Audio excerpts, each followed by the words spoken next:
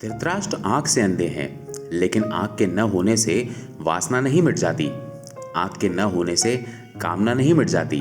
काश सूरदास ने धृतराष्ट्र का ख्याल कर लिया होता तो आंखें फोड़ने की कोई जरूरत न होती। सूरदास ने आंखें फोड़ ली थी इसलिए कि न रहेंगी आंखें, न मन में उठेगी कामना, न उठेगी वासना। पर आंखों से कामना नहीं उठती, कामना उठती है मन से।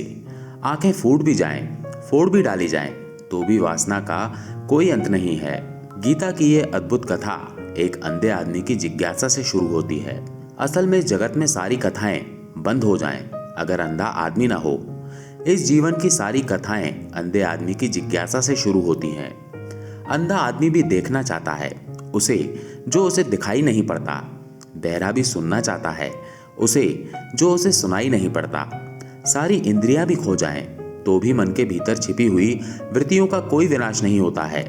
तो पहली बात तो ये स्मरण रखें, धृतराष्ट्र अंधे हैं, लेकिन युद्ध के मैदान पर क्या हो रहा है मीलों दूर बैठे उनका मन उसके लिए उत्सुक है, सब कुछ जानने को पीड़ित और आतुर है।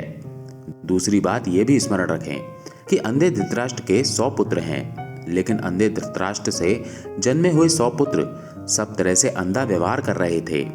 उनके पास आंखें थी लेकिन भीतर की आंख नहीं थी। अंधे से अंधापन ही पैदा हो सकता है। फिर भी ये पिता क्या हुआ ये जानने को उत्सुक है। तीसरी बात ये भी ध्यान रख लेनी जरूरी है, धृतराष्ट्र कहते हैं धर्म के उस कुरुक्षेत्र में युद्ध के लिए इकट्ठे हुए।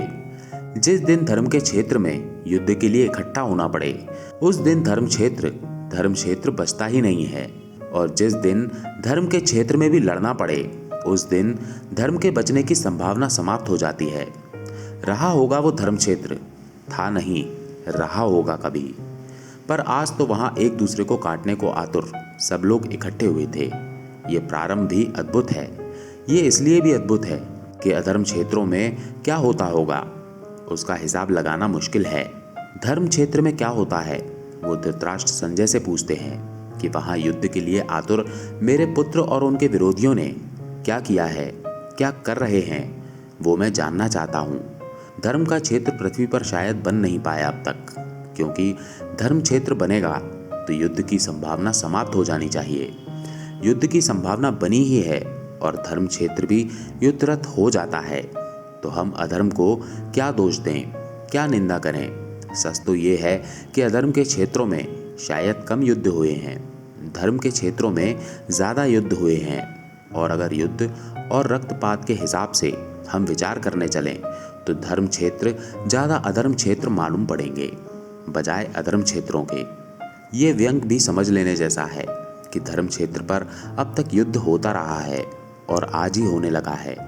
ऐसा भी ना समझ लेना कि आज ही मंदिर और मस्जिद युद्ध के अड्डे बन गए हों। हजारों साल पहले जब हम कहें कि बहुत भले लोग थे पृथ्वी पर और कृष्ण जैसा अद्भुत मानव मौजूद था, तब भी कुरुक्षेत्र के धर्म क्षेत्र पर लोग लड़ने के लिए ही इकट्ठे हुए थे।